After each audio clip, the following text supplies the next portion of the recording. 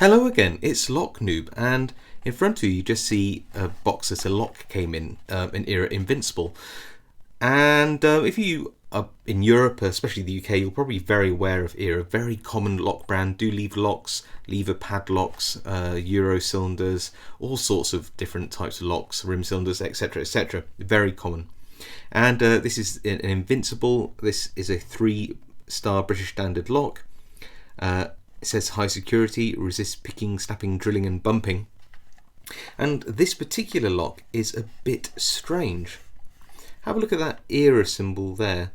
Can you see anything down here in Invincible? Yep. The profile of this Invincible, which is actually an old style Invincible, is very strange indeed. Just take a look at this. I've already taken the cam off and the circlips just in case I want to gut this for you later. But this is a 3-star era Invincible, brand new, bought off eBay, and yeah, what a strange lock. And you might think, well, isn't it just a weird shaped Euro cylinder? Compare it to an actual Euro cylinder. So here is a ZI Icon or Econ by Assa Abloy. Compare them side by side, and this is a standard size, standard specification Euro cylinder. Compare that to this era Invincible. What a strange beast it is. But why? Well, as you may be aware, the weakest part of a Euro cylinder is this point where there is a locating screw, and this screw holds the lock in the door, and is usually somewhat central. But you can see here that you don't have very much metal above or below, and people use a snapping attack, essentially applying torque to the front of the lock, which in turn may shear the lock at this point. Era actually did two things about that with the Invincible. They added some cuts here and here, which obviously would break away should there be a snapping attack, but they also added a huge amount of metal, especially around this weaker part. So even if I just cover that up with my thumbnail, you've got about 5mm of steel by about, I think it's like 13 or 14mm. It's a big old chunky thing, and it's heavy too. Why didn't they continue this design? Well, the truth is that, you know, there's a lot of doors which take this style key, and because there's a lot of doors, there's a lot of door hardware, you know, escutcheons and fittings and handles and all sorts out there which fit this standard specification. So when you think about it, if you put this into a door, you've got to have, you know, it's cut out in a different way. You've got to have all the door furniture that's right. There's a gearbox in the door. Then that's got to be, you know, a specific one for this type of lock. And you can imagine that whilst this is actually a very good idea to strengthen the Euro cylinder profile, it just tied people to having to invest an awful lot of money just to have this type of lock. Since then, other lock brands, of course, did things like this. So this is a Avocet ATK, and this has, especially at the front of the lock, lots of anti-snap features. So they cut partially through the plug or the core and the body all the way through, left enough pins and trap pins in should it snap to deter further picking, and also put a strengthened steel bar running all the way down the lock. So this is like a hardened steel bar which runs from about here to about here, all pinned in. And also these, I think, have an active cam locking mechanism. If they do detect a snap, then this molybdenum pin shoots up and locks the cam as well. So there's all sorts of features. So yeah, this is sort of more where lock brands went as opposed to this. Nevertheless, I've not actually gutted this, so I think we should have a go at picking it. Let's throw it in a vise. Let's see what's actually inside this odd curiosity, which I think it's sad that they don't make this anymore, but do you know what? It's probably for the best. So we're in the vise, and I have the key to show you. I didn't show you that before. Pretty good bitting, 6 pins, so 1, 2, 3, 4 being very low, protecting a very high 5 and 6.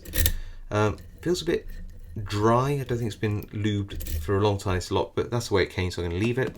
I'm going to start picking using a Sample Max 08B. Nice sort of medium hook in 23 thousandths of an inch. 23 thousandths of an inch. Wow. Didn't think that was going to be hard to say. I'm just going to go through the lock. Pin 1, no. Pin 2, no. 3, no. 4, no. 5, not quite yet. 6, little click. 5 now. Little click. Good.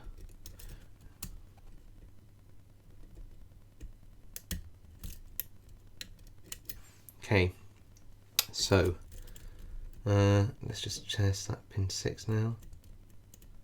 Seems about right. Pin 5. Not convinced that's set properly, but we'll leave it for now.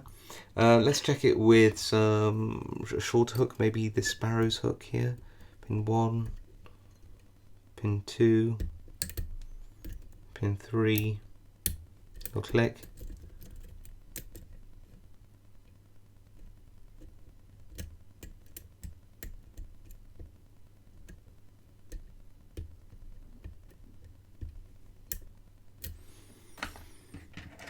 Oh, it's not my gem. So it's good to mix it up a bit.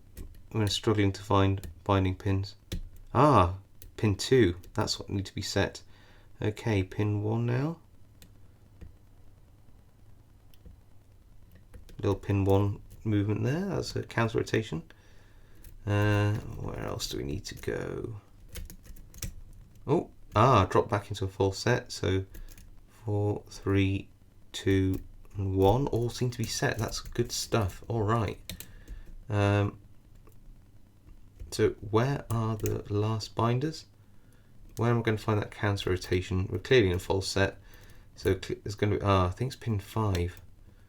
Pin 5, I bet it. So I'm going to have to go in with a medium hook now and see if I can land on pin 5.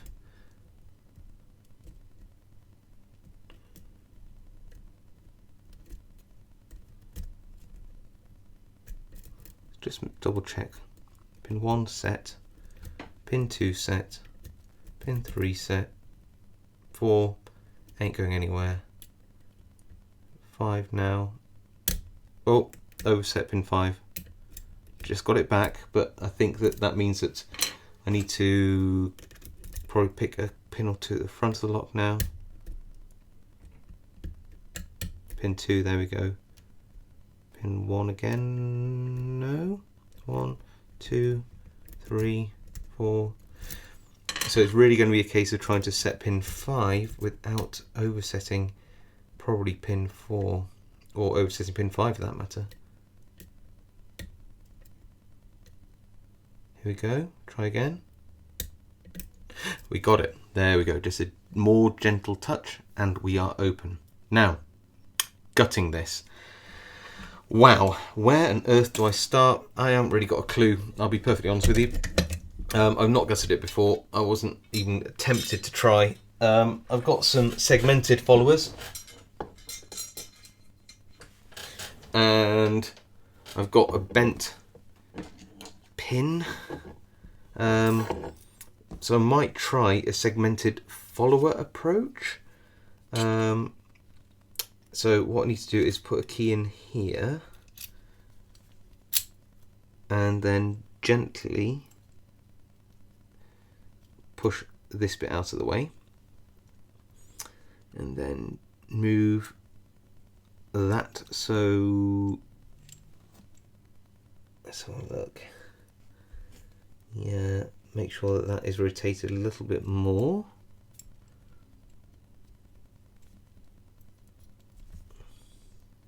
Good. And then push it gently out, knowing that the pins will be there. These are just segments which are part of the cam assembly, but I might use the, oh no, that's going to be a bad idea. I was going to say, oh, I could use that for for pushing these things out, and actually I might use it as an extra bit of pushing, but there you go. But what I need to do is use these segmented followers to try my hardest to get this core out. This is going to be horrible, so wish me a lot of luck. This is where you wish you had more than this amount, but we'll get by. I'm sure we will.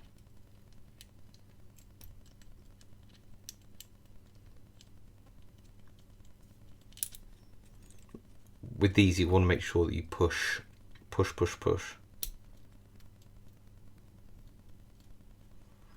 Never pull the core. It's nice to see the core's got a cut in it, so that is a truly anti-snap featured core. Like I said, I think it's a really good idea, this lock, you know, in a way. Clearly it's not a great design when it makes you sort of have to go out and buy completely different sort of door hardware and furniture. There we go, push those in. There we go. And now I wonder if I can push in, there we go, one of these or something. Maybe a tension tool. This is going to get tricky, because what I need to do is, like I said, push those segmented followers until they cover all of those pins. If I remove the plug too soon, then we're in trouble. I think I've done it. I've done it, everybody. I've done it. Look at that. Wow, I actually, for a minute there, thought I was going to do something absolutely terrible to this poor lock. Okay, so far so good. Okay, let's have a look at this then. So what do we have? We have some anti-drill armor at the front here. If I can see, I can tip that out. No, but it actually looks like it goes all the way through, so I'm going to leave that there. But there's a little plate for anti-drill.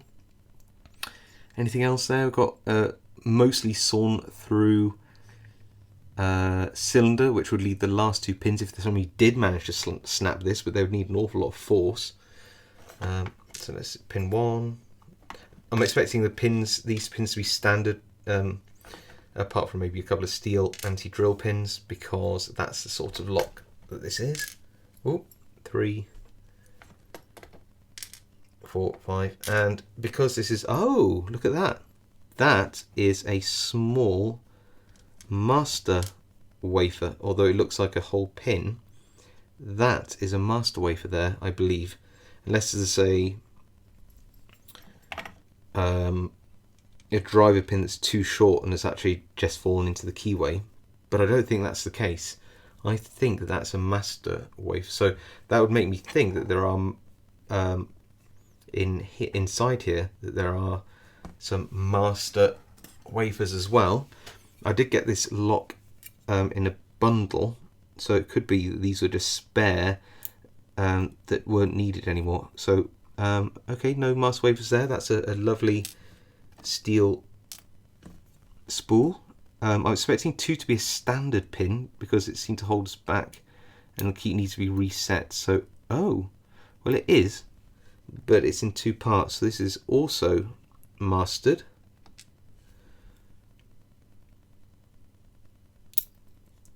Makes it a tiny bit easier to pick that. Nice spool in pin position 3, although frankly a standard pin shouldn't be too hard. Oh, what's going on here? Oh wow, what on earth is that? That's like a pin which went all the way down oh wow, they are long springs.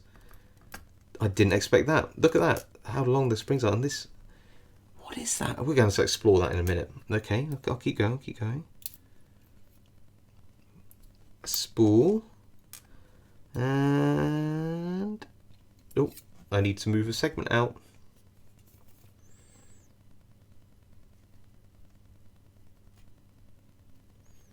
There we go, got it.